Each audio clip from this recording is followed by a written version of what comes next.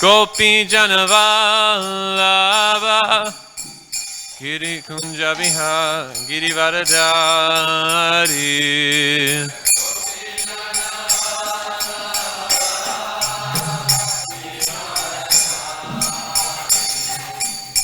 Gopi Janavallabha Girivaradari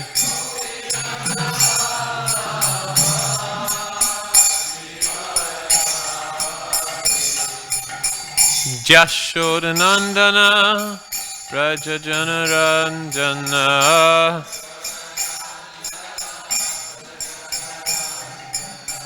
Jashodanandana Brajajanaranjana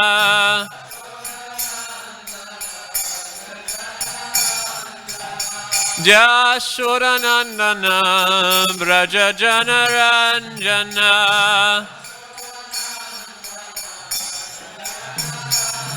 Jamunatira Vanachari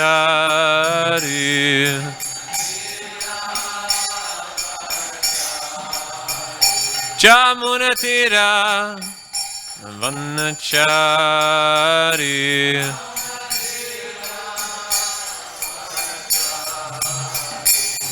Jaya Radha Madhava Kunja Bihari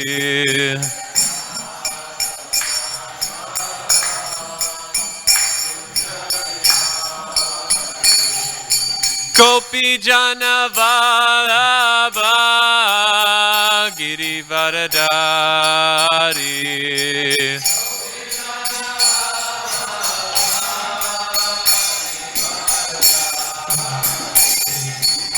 Gopi Janavallabha Girivaradari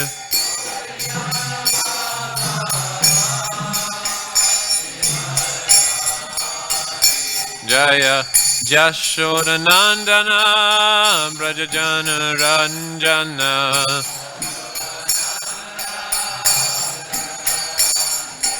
Jashodanandana Brajajanaranjana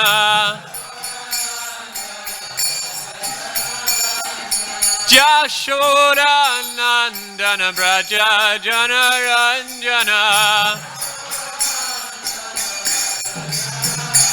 Jamunatira Vanachari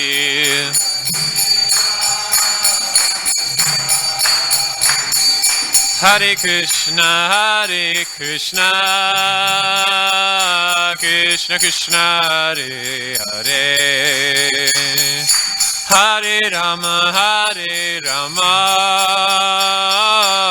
Rama Rama Hare Hare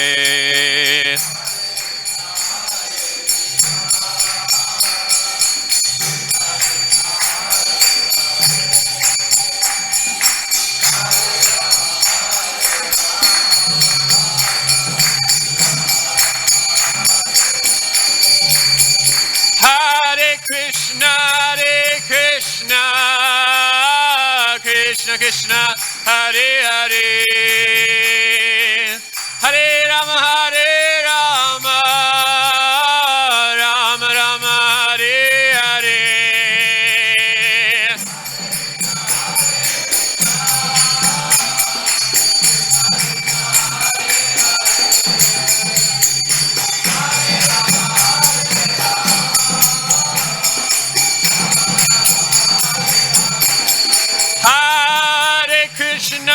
Krishna Krishna Krishna Hare Hare Hare Rama Rama Rama Hare Hare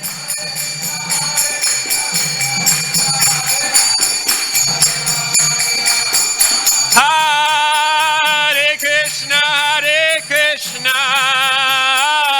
Krishna Krishna Hare Hare Hare Rama Rama Rama Hare Hare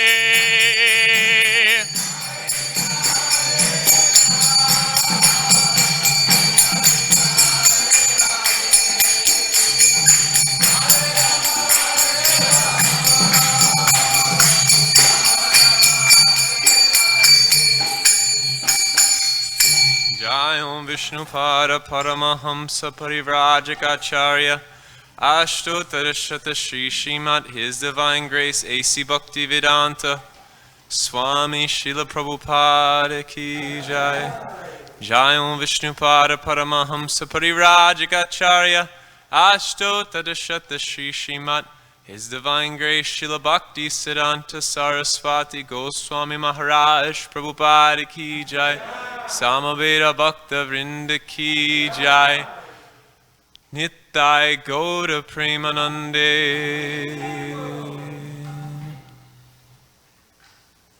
Om Namo Bhagavate Vasudevaya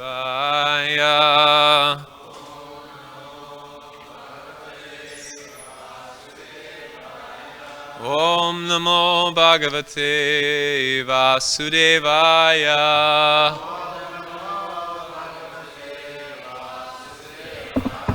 Om Namo Bhagavate Vasudevaya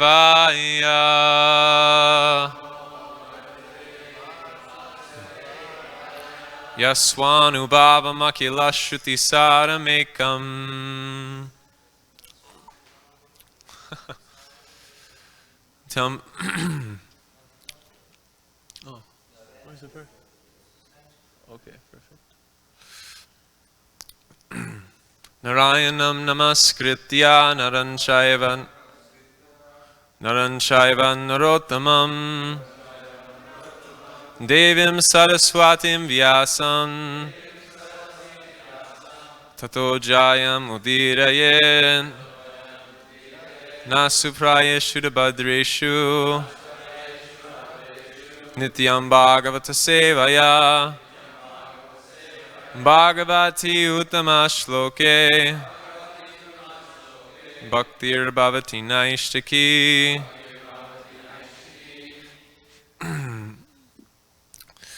Nasupraya Shudabhadreshu Nityam Bhagavata Sevaya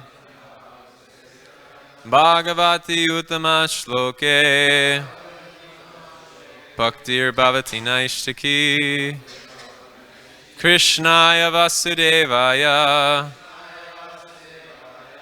Devaki Nandanaya Cha Nanda Gopa Kumaraya Govindaya Namo Namaha. So we're reading from the Srimad Bhagavatam, Canto 3, Text 16, Text number 21. Chapter 16.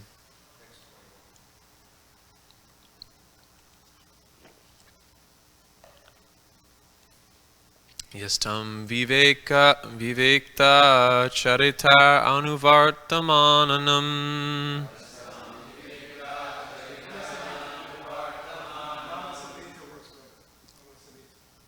Brahmasamhita. Yes. Yes.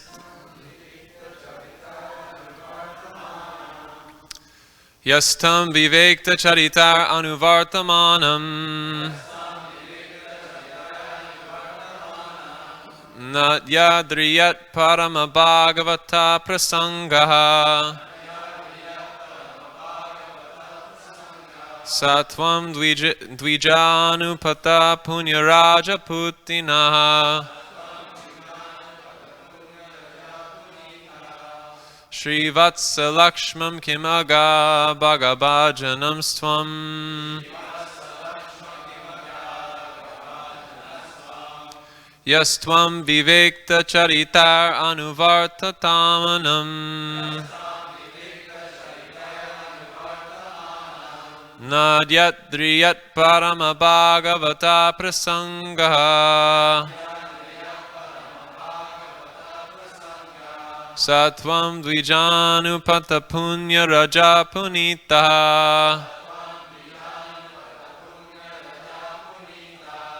Shri Vatsa Lakshmam Kimaga Bhagavajanam Stvam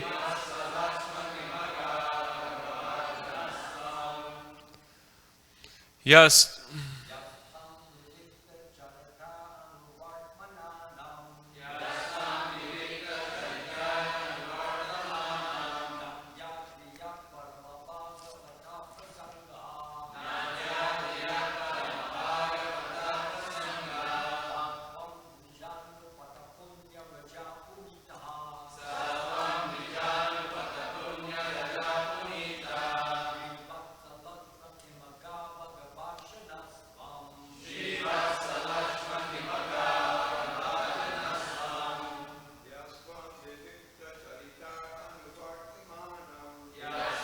Vikta Charita Anuvartamanam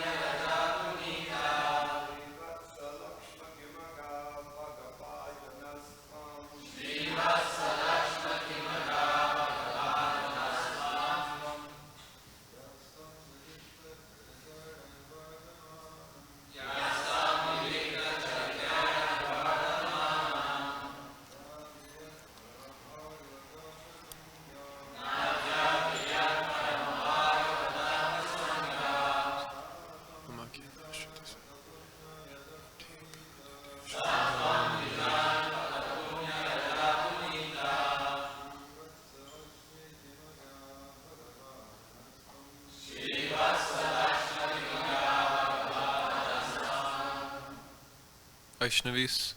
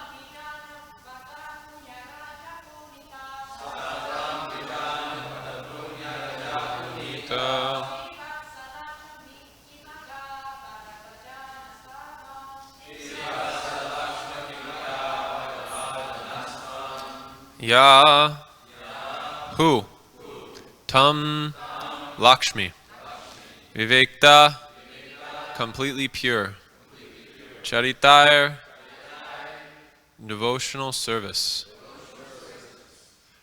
Anuvartamananam serving Na not Adyadriyat attached Paramam the highest Bhagavata devotees Prasangaha attached Sa the Supreme Lord Tvam you Dvija of the Brahmanas Anupanta on the path Punya sanctified Raja dust Punita purified Srivatsa of Srivatsa Lakshma the mark Kim what Agaha you obtained Bhaga all opulences or all good qualities Bhajana the reservoir Tvam you. Translation in Purport by His Divine Grace, A.C. Bhaktivedanta Swami Srila Prabhupada. O Lord, you are exceedingly attached to the activities of your pure devotees, yet you are never attached to the goddesses of fortune who constantly engage in your transcendental loving service. How can you be purified, therefore, by the dust of the path, transversed by the Brahmanas, and how can you be glorified or made fortunate by the marks of Srivatsa on your chest? Purport. It is said in the Brahma Samhita that the Lord is always served by many hundreds of thousands of goddesses of fortune. In his Vaikuntha planet, yet because of his attitude of renunciation, all opulences, he is not attached to any one of them.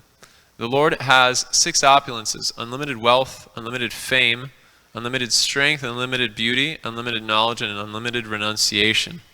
All demigods and other living entities worship Lakshmi, the goddess of fortune, just to get her favor, yet the Lord is never attached to her because he can create an unlimited number of such goddesses for his transcendental service. The goddess of fortune, Lakshmi, is sometimes envious of the tulsi leaves, which are placed at the lotus feet of the Lord, for they remain fixed there and do not move. Whereas Lakshmiji, although stationed by the chest of the Lord, sometimes has to please other devotees who pray for her favor. Lakshmiji sometimes has to go to satisfy her numerous devotees. But tulsi leaves never forsake their position, and the Lord therefore appreciates the service of the tulsi more than the service of Lakshmi.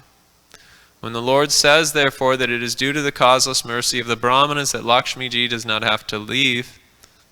leave, we can understand that Lakshmi is attracted by the opulence of the Lord, not by the Brahmana's benedictions upon him. The Lord is not dependent on anyone's mercy for his opulence. He is always self-sufficient. The Lord's statement that his opulence is due to the benediction of the Brahmanas and Vaishnavas is only to teach others that they should offer respect to the Brahmanas and Vaishnavas, the devotees of the Lord.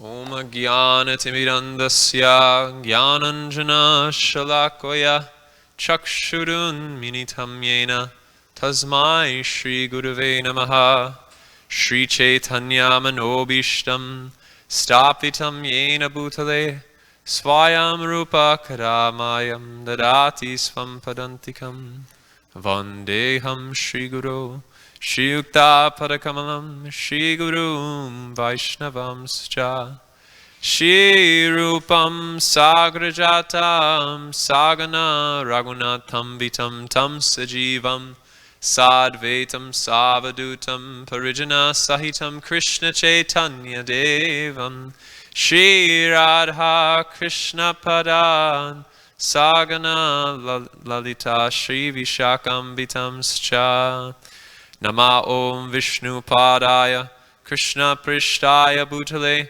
Srimate Bhakti Vedanta Swami Niti Namane Namaste Sarasvate Deve Gauravani Pucharine Nivishesha Shunyavadi Paschachare Shatarine He Krishna Karuna Sindho Dinabandho Jagatpate Gopeshva Kopika Kanta Radha Kanta Namostate Tapta Kanchana Gaurangi Radhe Vrindavaneshwari Vrishabhanu Sute Devi Pranamami Hari Priye Namo Mahavadanyaya Krishna Prema Pradayate Krishnaya Krishna Chaitanya Namane Gauratvase Namaha Vancha Kalpatarumbischa Kripa Sindhur Evacha Patitanam Bhavanebhyo Vaishnavebhyo Namo Namaha Jaya Shri Krishna Chaitanya Prabhu Nityananda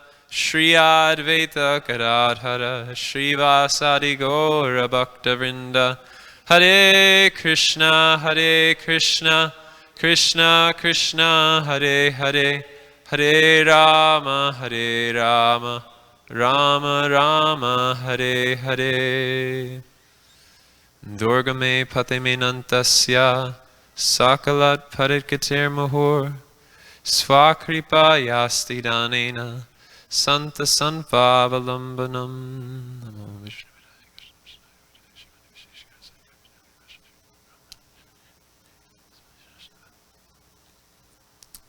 In this verse, we're kind of seeing a bit of a contradiction in the words. At one point, the Kumaras are glorifying Krishna for his attachment to the activities of a devotee, but simultaneously, he's speaking about how Krishna is simultaneously not attached to Lakshmiji.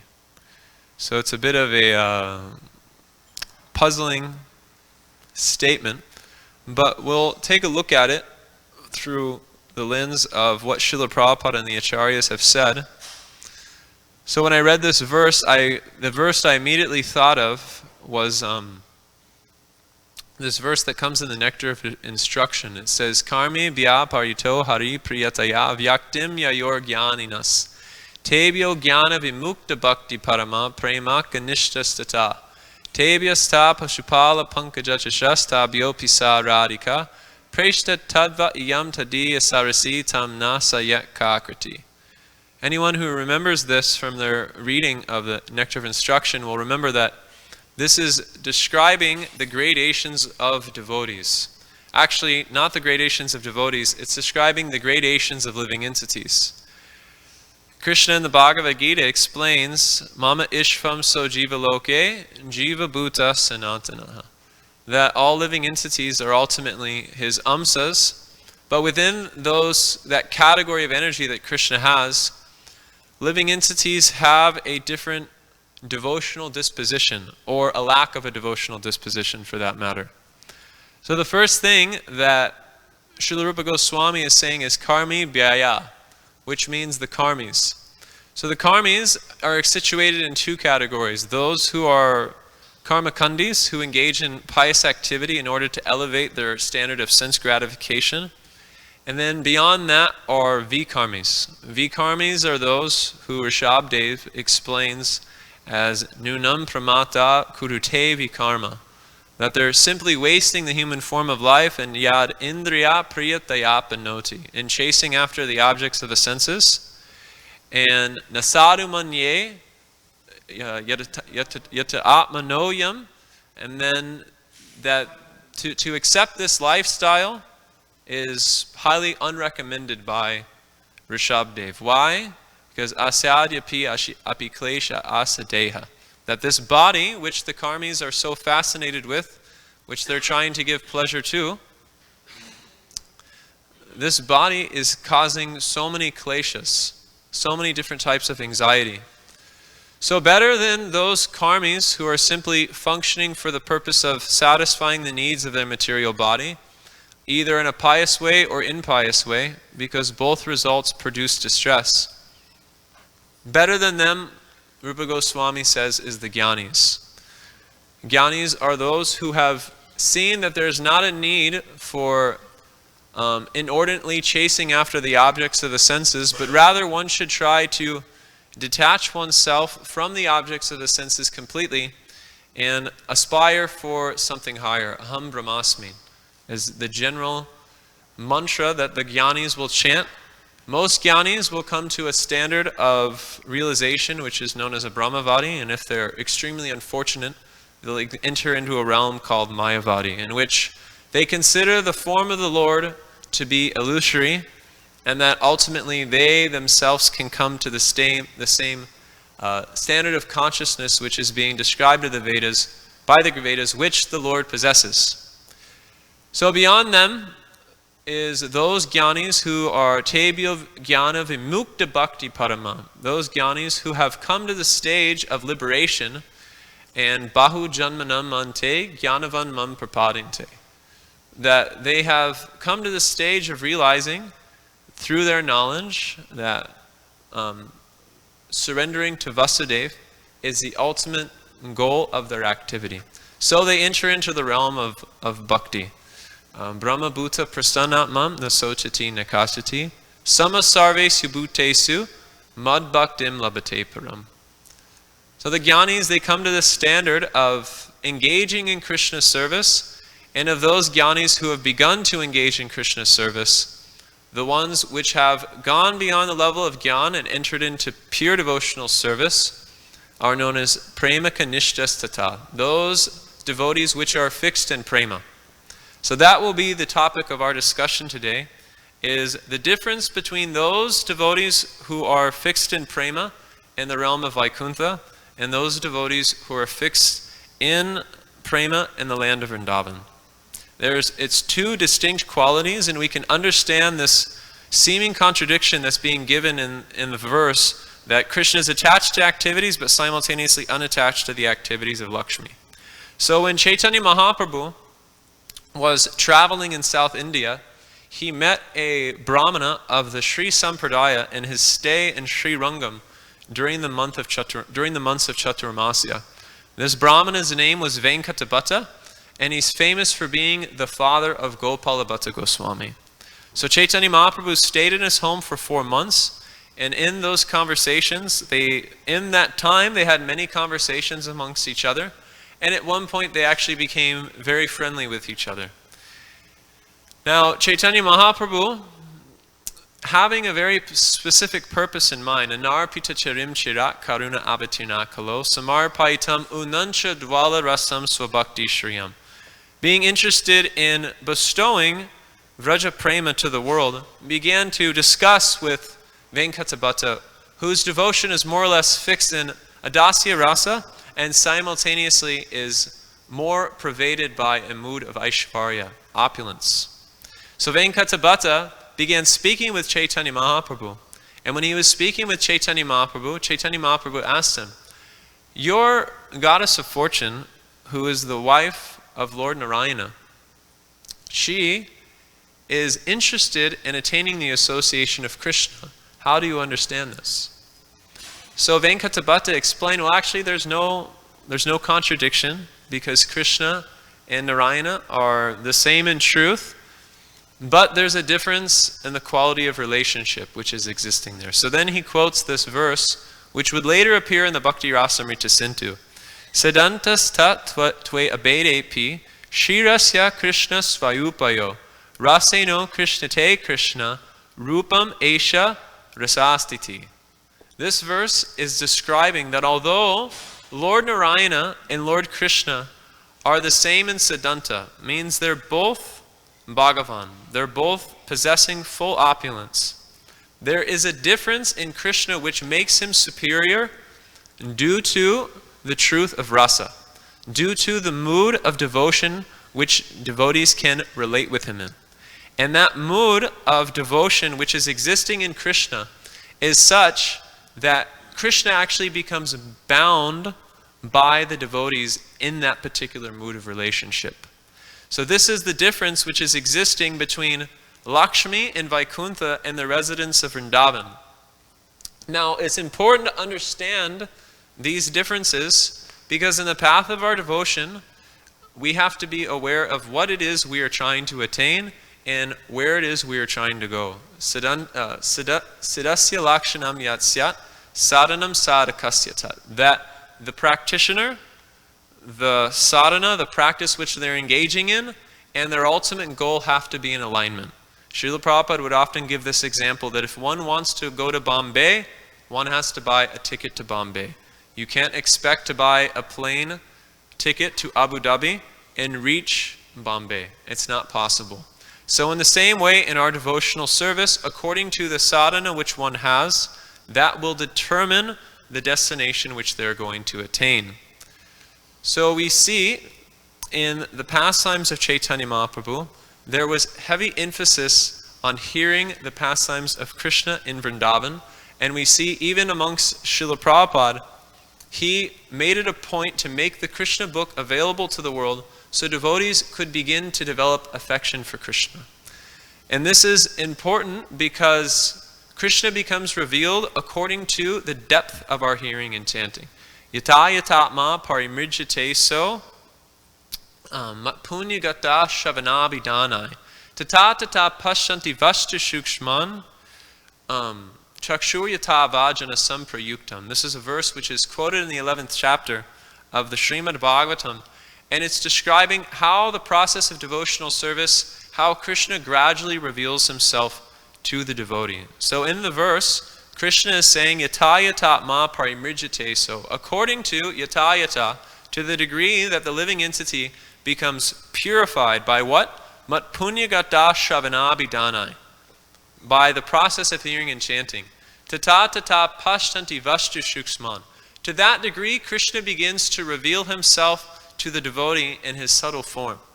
And then beyond that, when one can actually perceive Krishna, then actually love will develop. So this is an important point for us to understand. And the analogy which Krishna gives is that to the degree that one applies a medicinal ointment to the eye which is infected by an eye disease, which they've lost their power to see, to that degree, one will actually be able to regain their power to see. So to the degree that we're applying ourselves to the process of hearing and chanting, applying ourselves to the process of hearing and chanting means Tanama rupa charikar susukirtananu.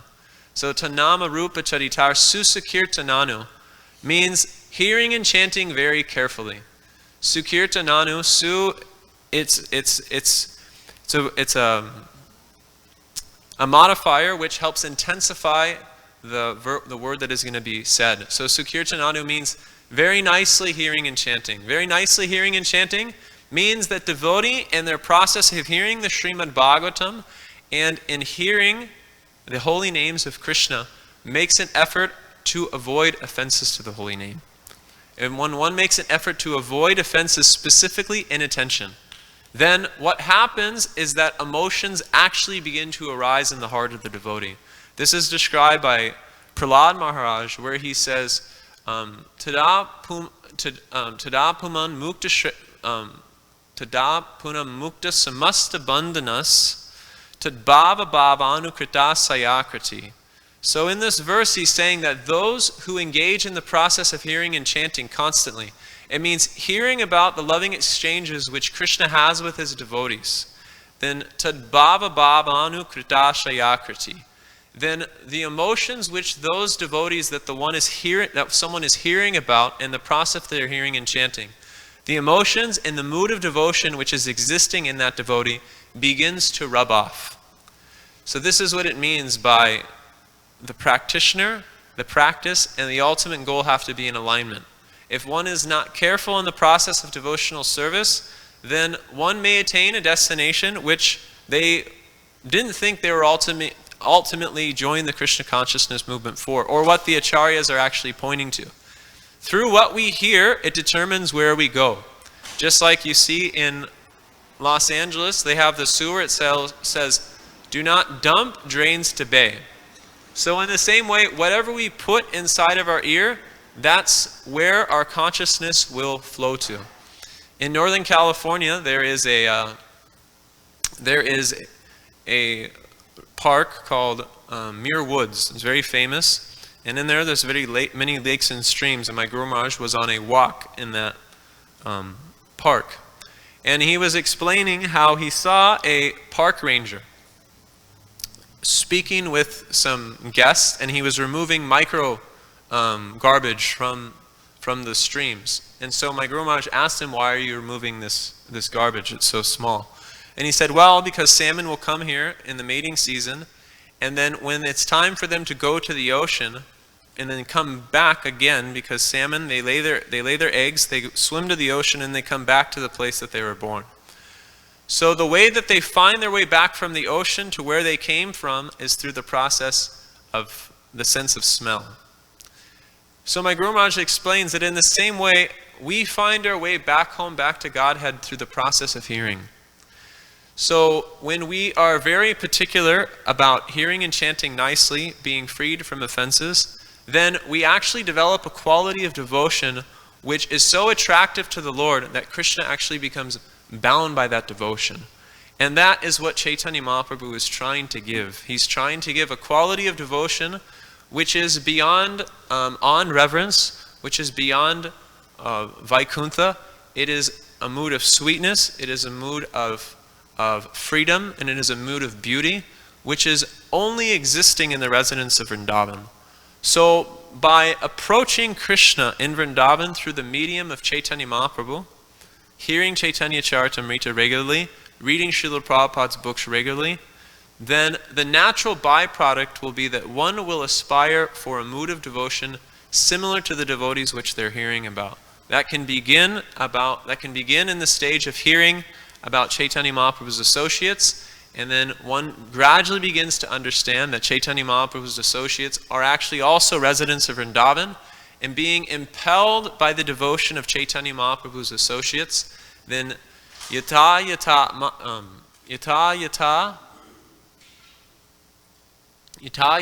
atma gora parada vinde videta bhaktim kritapunya rasi tato sarpati rikta kakshmat radapadam boja sadamba rasahi.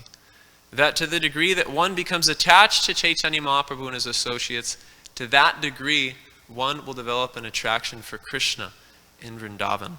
So this distinction of devotion is being made because it's to show that although Krishna is very dutiful in the realm of Vaikuntha, he's simultaneously not so moved completely by the devotion that's existing in Vaikuntha. Although of a wonderful quality, and although far beyond anything the karmis are experiencing here, karmis are like a boy that's flying a kite on a roof, and someone's telling them, you're going to fall off the roof, and then when they tell them and they take away the kite and cut the rope and take away the spool, they begin to chastise that person.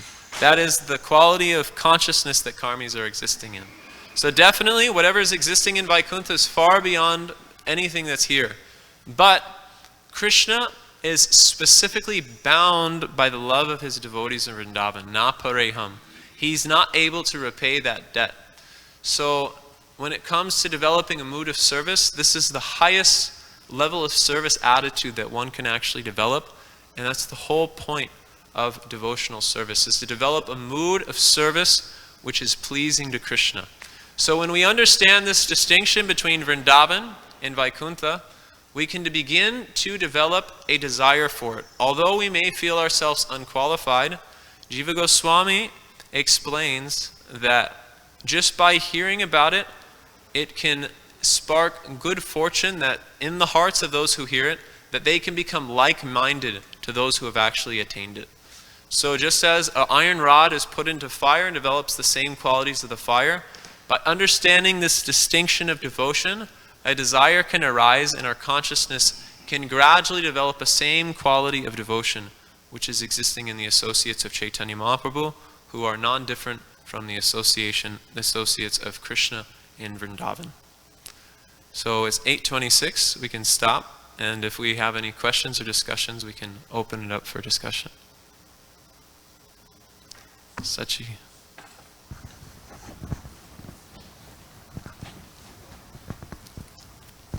Thank you, Prabhu. In that distinction that you just made, that one should understand about the mood of Vaikuntha and Vrndavan, do we any time hear about Devavrata changing his mood? And also sometimes, we hear pastimes where the Srila Rupa's Sisanatan and his brother Anupama, he had a particular mood, or Murari Gupta had his particular mood. So sometimes in spite of hearing so much Krishna Katha, many people, they still will be in the awe and reverence. And they seems like you can say so much about Vrndavan, it doesn't touch them. I've seen personally, they just remain there and and they might even say you're like Sahaya to the point. Okay, can you mention something? Yeah, so Venkatabhatta did become moved by Chaitanya Mahaprabhu's conversations. Evidence of this is that Gopalabhatta Goswami ended up joining Chaitanya Mahaprabhu later on. Venkatabhatta did have a change of heart, and that's what made Chaitanya Mahaprabhu's trip to South India so significant, is that he changed the hearts of many Sri Vaishnavas. And everyone that he came in contact with, he initiated this Krishna conception within their hearts, which in South India was not existing. So it was a significant contribution that he made in those travels. And this conversation that he has with Venkatabhatta, you could say, is the pinnacle of his travels besides his meeting with Ramananda Roy. When it comes to what he did on a public level, this conversation with Venkatabhatta and Chaitanya Mahaprabhu very much highlights the mood of devotion which Chaitanya Mahaprabhu was trying to inaugurate into the people as he was traveling. And then the conversation that you see with Ramananda Roy and Chaitanya Mahaprabhu is the height of that pinnacle. It explains all the dimensions of that love that Chaitanya Mahaprabhu is trying to give. Now, your second question was about how people can be fixed in their particular mood of service. Yes, devotees in a mood of Aishvarya may choose to stay there and be completely satisfied in that mood. But simultaneously, we have evidence throughout the Srimad Bhagavatam where Lakshmi is trying to attain the devotion of the residents of Vrndavan. Uddhava is aspiring for the mood of devotion of the residents of Vrndavan. Bhishmadev, and specifically which is being mentioned by Vishwanath Chakravarti Thakur and Jiva Goswami in their commentary. Prabhupada doesn't give in any commentary for this Siddhantas Tve Abhete AP, but Jiva Goswami and Vishwanath Chakravarti Thakur do for the Bhakti Rasamrita Sindhu commentary. So in that commentary, when there's this distinction that's made between Krishna and Narayana according to rasa, what's being described there is that the 16,100 queens of Dwarka, when they went to go meet Krishna at Kuruksetra, at the end of their prayers and their description of how they met Krishna, the 16,100 queens, they aspired for the mood of devotion which is existing in Vrndavan. The only ones that didn't aspire for that mood were the 8 principal queens of Dwarka. So you see that although devotees may choose to exist in their particular mood, in Siddhanta that's completely fine. But in rasa there is a gradation, and that's the conversation that's taking place between Venkatabhatta and Chaitanya Mahaprabhu. And that's why this verse, Siddhantas Tva Abhedepi, is such an important verse for Gaudiya Vaishnavas to have in their arsenal of verses as they're engaging in discussions with other Vaishnavas, because it establishes that yes, Narayana is supreme, yes, Vishnu is supreme, but we worship Krishna not because of his power, we worship Krishna because of his sweetness. And that sweetness is coming in the exchanges that he's having with his devotees. Thank you.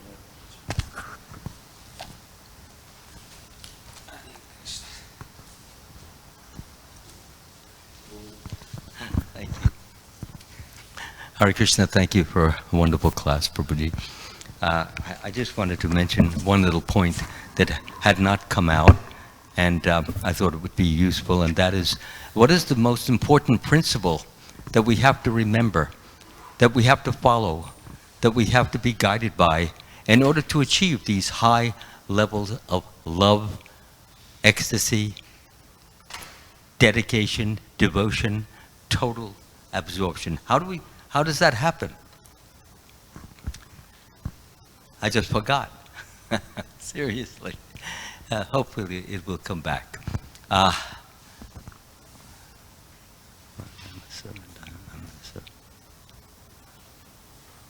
If there's somebody else who wants to speak, they can do that now, and I'll recap that while I'm waiting. Thanks so much. Sorry.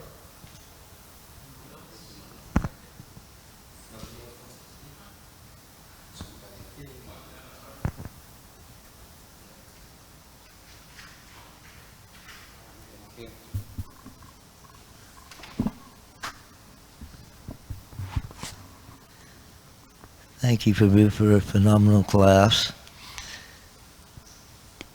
Towards the end, you were saying that by getting absorbed in the pastimes of the devotees of Lord Chaitanya, that we actually can become absorbed in the pastimes of the residents of Vrndavan and so forth.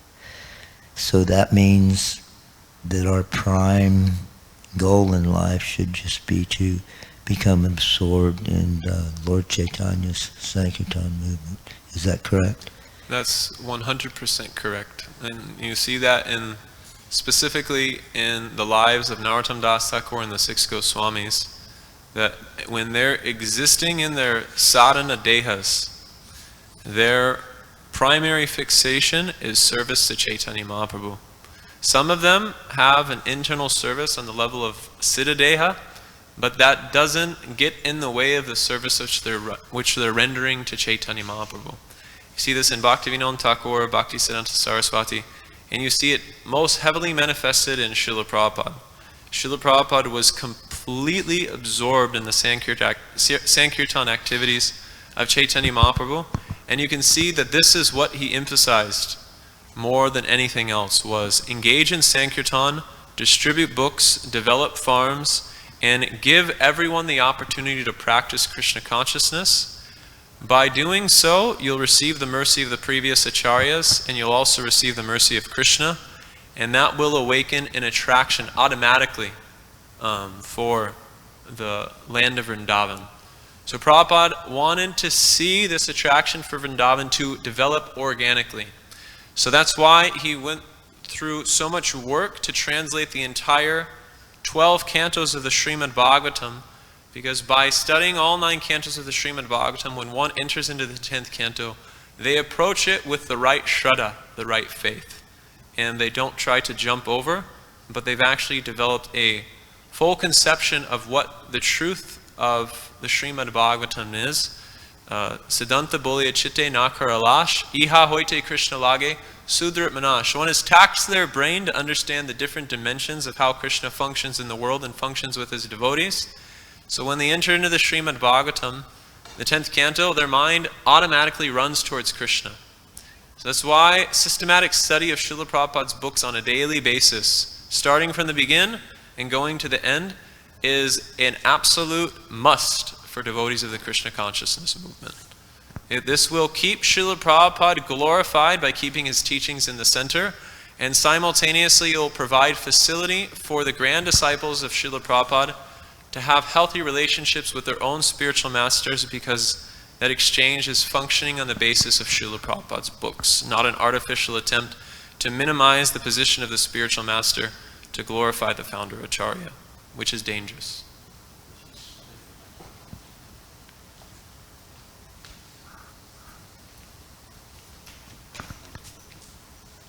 I just want to thank you for the point you just made, that it's very important, since we all have a desire to become important, to become valuable, to become useful and so forth, that we tend to give more importance sometimes to ourselves than to Srila Prabhupada.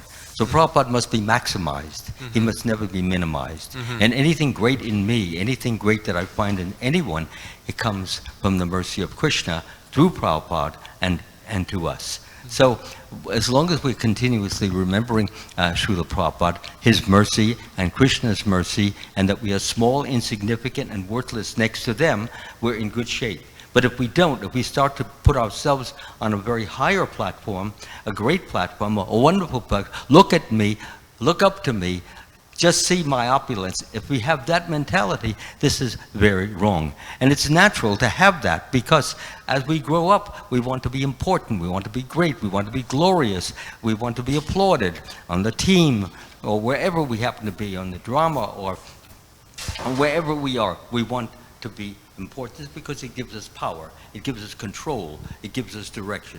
So I just wanted to make that point. The point that I wanted to make before, and again, I thank you for eliciting it and stimulating it, is that how can we have that higher love of God? How can that come? It cannot come without the principle of surrender be fully present in us and manifest through us. It's not something you just think about, it's something that you actually are about. There's a big difference. When you are about surrender, then your whole mood, your whole manner, your whole expression is one of humility. Humility is the point that you recognize, you respect, you honor the greatness of others. And you consider yourself always a learner, always gaining something, and not, oh, I could have said this better. There was a better way to say. Better to take the position of, I am learning something from this person. I thank this person that he even further instructed me, even though I knew a little of it. So that's a very, what I call healthy, strong, and vital position that all of us as devotees must know. So what does it mean to be totally surrendered, not just a little surrendered? To be totally surrendered as it has come to me, and I've come to understand it, but not actually realize it fully, is that this body belongs to Krishna, completely. This body, my eyes, my nose, my hair, my lips, my voice, my thoughts, my feelings, all of them don't belong to me at all. And so if somebody criticizes me, why should I get upset? They're not mine. You know, they're just coming out as a part of my ignorance. And therefore, why would you get upset? And if someone praises us, why take the credit when actually it comes from the mercy of the spiritual master and Krishna? So all of these things are the basis of surrender. So as I said before, our arms belong to God. Our fingers belong to God. Our voice belongs to God. Our brains belong to God. Our thought process belongs to Him. We're getting all this from within And God who lives in the heart is helping us in the process of manifesting Him so that others may gain the benefit of that manifestation and feel love of God. So that's the point. Love of God comes by the mercy of God, and He is intrigued and loved. He loves that we are trying to be very much like Him in the sense of trying to enable goodness to come forward so that others will imitate that goodness and pass it on. That's all. So surrender is the most important thing. That's all I'm saying. Yes.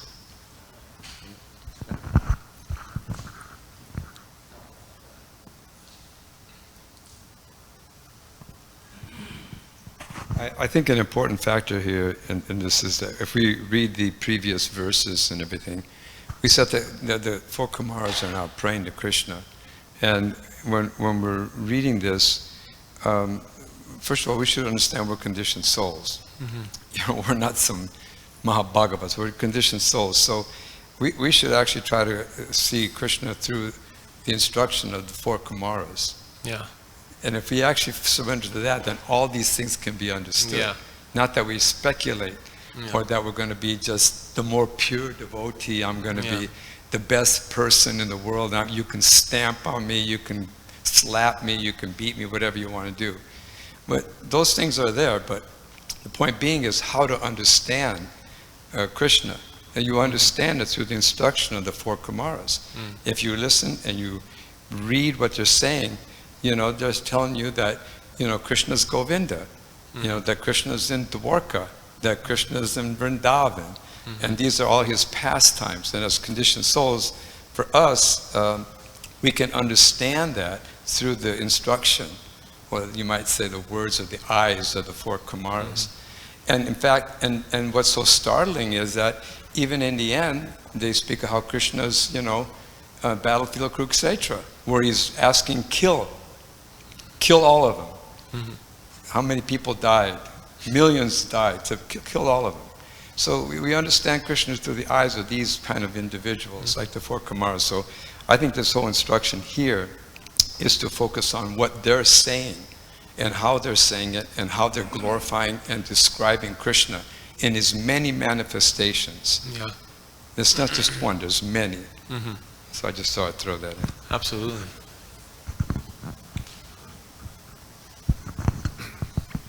Hare Krishna Prabhu. I feel very fortunate to be in the assembly of these devotees and to have participated in your class. I was wondering if you could put my mind to ease regarding, in the same way that you mentioned, one develops attraction for the residents of Vrndavan and their services by following Chaitanya Mahaprabhu.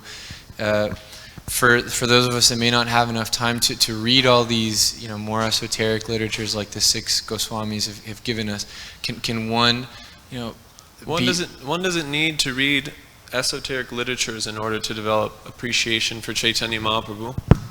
Simply by reading the Srimad Bhagavatam, like Savas Prabhu is saying, by systematically going through the Srimad Bhagavatam, appreciating the different dimensions of Krishna. When one enters into the 10th canto, the appreciation will be natural. So when one understands, has a full picture of who Krishna is in, as Prabhupada said, Toto.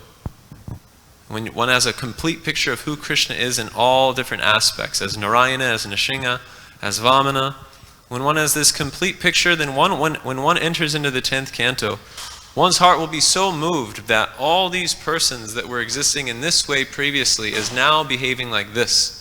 So just by reading the Srimad Bhagavatam, reading Chaitanya Charitamrita, reading Bhagavad Gita, and reading Nectar of Devotion, these 4 books Srila Prabhupada emphasized, then everything can come.